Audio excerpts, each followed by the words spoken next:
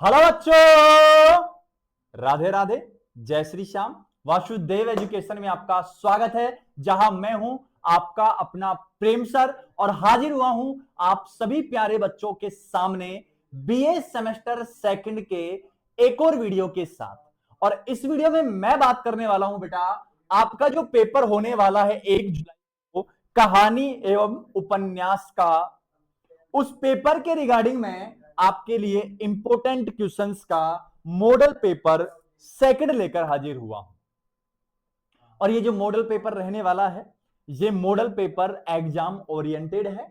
बिल्कुल इसमें से आपको क्वेश्चंस आपके एग्जाम में देखने को मिल जाएंगे, इनसे बाहर कुछ नहीं जाने वाला है। तो देर किस बात की, मॉडल पेपर फर्स्ट आपने तैयार कर लिया होगा, अब बारी है तो मॉडल पेपर सेकंड को भी बहुत अच्छे से प्रिपेयर करने की। तो जब आप जुड़ चुके हो वासुदेव एजुकेशन के साथ, तो चैनल को सब्सक्राइब कर दो, बेल आइकन को हिट कर दो, नोटिफिकेशन ऑन कर लो, और जितने भी आपके सहपाठी हैं, जितने भी आपके क्लास फेलोज हैं, उन सभी को शेयर कर दो जिन जिन का पेपर है कहानी एवं उपन्यास का। पेपर पैटर्न क्या रहने वाला है, ये लास्ट जो मॉडल पेपर था उसमें मैंने बता दिया है। डायरेक्ट चलता हूं मैं सबसे पहले क्वेश्चन की ओर। जो पहला क्वेश्चन है मेरे बच्चे, वो है कि निम्न प्रश्नों के उत्तर देने हैं। 10 छोटे क्वेश्चन है। पहला क्या है, पहला अपने पास है, फूस की रात कहानी का मुख्य पात्र कौन है। फूस की जो रात कहानी है बेटा, इसका मुख्य पात्र कौन है, यह आपको बताना है। ख जो है आपका, वो क्या है, आकाशदीप कहानी के लेखक का नाम लिखिए। आकाशदीप जो कहानी है उसके लेखक का नाम आपको यहां पर लिखना है। नेक्स्ट क्या है, ग कफन कहानी में घीशु और माधव का संबंध बताना है। जो कफन कहानी है, कफन जानते हो भली भांति, उसमें घीशु और जो माधव करेक्टर है ना, उन दोनों के बीच का रिलेशन बताना है कि उन दोनों के बीच का रिलेशन क्या था। नेक्स्ट क्या है, जयशंकर प्रसाद की 2 कहानियों के नाम लिखिए। और ये जो लेखक हैं जयशंकर प्रसाद, जब हम भी हिंदी पढ़ा करते थे 12th तक, और उसके बाद जब एग्जाम देते थे तब तो एनुअल स्कीम से होते थे, तो बीएससी फर्स्ट ईयर में ही हिंदी का पेपर होता था, उसके बाद खत्म हो जाते थे, उसके बाद केवल मेन सब्जेक्ट होते थे।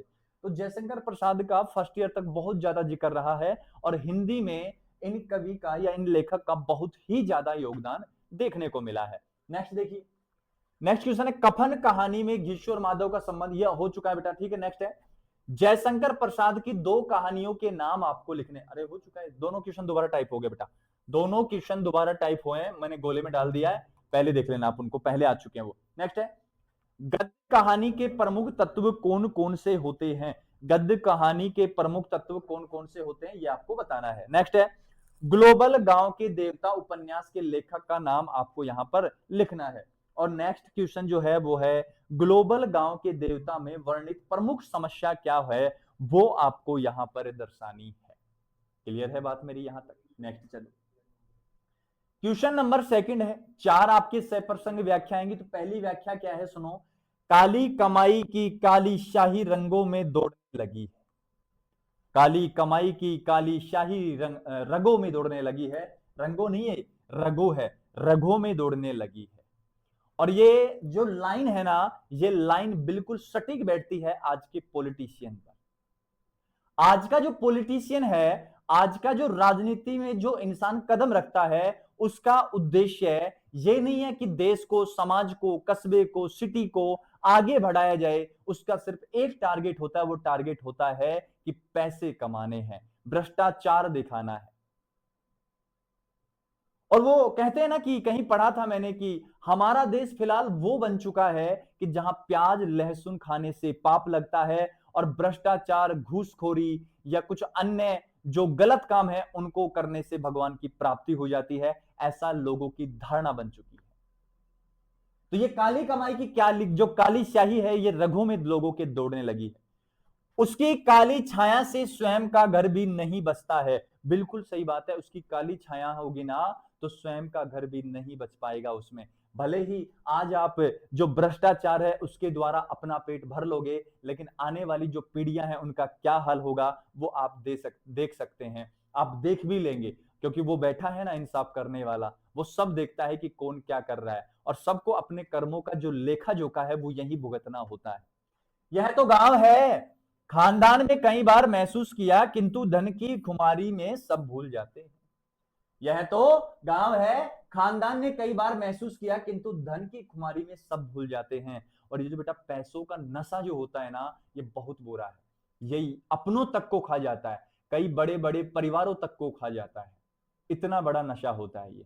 तो मानता हूं कि जो आपकी भौतिक आवश्यकता है या कुछ जरूरतमंद जो आवश्यकताएं हैं, उनको पूरी करने के लिए धन की आवश्यकता होती है, लेकिन इसकी इतनी खुमारी भी नहीं होनी चाहिए। पैसा इतना भी आपके माइंड में सेट नहीं होना चाहिए कि आप अपने चाहने वाले को, आप अपने परिवार को भूल ही जाए। क्योंकि सिर्फ पैसा आपके परिवार को सारी खुशियां नहीं दे सकता है, क्योंकि आपका उनके साथ रहना भी शायद खुशियों का एक भाग या हिस्सा हो सकता है। यह एक व्याख्या थी। नेक्स्ट है, इसकी सह प्रसंग आपको व्याख्या करनी है। नेक्स्ट क्या है? इन सारी घटनाओं ने उनकी निश्चल हंसी उनसे छीन ली थी। जीवन में ऐसी कोई घटनाएं हो गई जिससे उनके चेहरे की जो मुस्कान है वो छिन गई थी। ठीक है, उनके ललाट की चमक मटमैली पड़ गई थी। अरे जैसे मान लीजिए कि कल आप एक पिता के पुत्र हैं और आपसे कल को कोई गलत काम बन जाता है, तो आपके पिता की जो चेहरे की हंसी है वो खत्म हो जाती है। आपका पिता जो है वो मुंह छुपाता फिरता है समाज से, और उसके ललाट पर, उसके माथे पर जो पहले चमक थी वो चमक भी खत्म हो जाती है। कपड़ों की साफ सफाई पर भी उतना ध्यान नहीं रहा, प्रतिष्ठित होने का आत्मविश्वास कहीं। इसकी आपको सप्रसंग क्या करनी है बेटा? व्याख्या करनी है। दो व्याख्या हो चुकी है। तीसरी व्याख्या है, इन सारी घटनाओं ने उनकी निश्चल हंसी उनसे छीन ली थी, उनके ललाट की चमक मटमैली पड़ गई थी। ये शायद दोबारा हो गया। नेक्स्ट देखो, नेक्स्ट क्या है?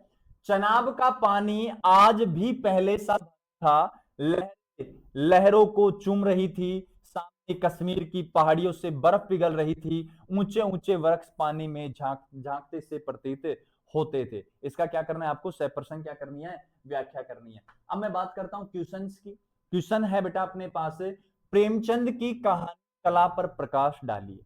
कमी सिर्फ प्रेमचंद की थी। मैं सोच भी रहा था कि मॉडल पेपर जो फर्स्ट है उसमें प्रेमचंद का जिक्र क्यों नहीं हुआ है, तो हो चुका है अब। नेक्स्ट है, अथवा का क्वेश्चन है, हिंदी कहानी में यथार्थवाद की भूमिका आपको क्या करनी है? स्पष्ट करनी है। नेक्स्ट है, ग्लोबल गांव के देवता उपन्यास में आदिवासी जीवन की समस्याओं का वर्णन आपको करना है। क्या है इसमें? नेक्स्ट, ग्लोबल गांव के देवता की साहित्यिक समीक्षा आपको करनी है। और मुझे ऐसा लगता है कि ये जो ग्लोबल गांव के देवता उपन्यास है ये काफी ज्यादा इंपॉर्टेंट है, क्योंकि छोटे क्वेश्चंस में भी बन रहा है और बड़े क्वेश्चंस में बन रहा है, तो इसको किसी भी हालत में आपको नहीं छोड़ना है। नेक्स्ट क्वेश्चन की अगर बात करूं तो नेक्स्ट क्वेश्चन बेटा, कफन कहानी में निहित सामाजिक यथार्थ एवं व्यंग का क्या करना है? विवेचना आपको करनी है। नेक्स्ट है, घीसू और जो माधव थे उनके चरित्र चित्रण का क्या करना है? वर्णन करना है। और ये दोनों जो कैरेक्टर हैं ये कफन कहानी के ही हैं। नेक्स्ट है, पूष की रात कहानी की समीक्षा कीजिए। तो आपको एक तो ग्लोबल गांव के देवता और दूसरा पूष की रात, इन दोनों को किसी भी हाल में आपको नहीं छोड़ना है, क्योंकि देखो फिर से क्वेश्चन बना है, पूष की रात में किसान जीवन का क्या करना है? आपको चित्रण करना है। तो क्लियर बच्चों? तो ये था अपने पास जो हिंदी साहित्य है उसका मॉडल पेपर सेकंड, जिसका नाम अपन ने दिया है कहानी एवं उपन्यास। तो जिन जिन का भी पेपर है वो इनको अच्छे से तैयार कर लें और प्रिपेयर हो जाएं 1 जुलाई के एग्जाम के लिए। तो मिलते हैं बच्चों एक नेक्स्ट वीडियो में, तब तक के लिए राधा राधा, जय श्री श्याम।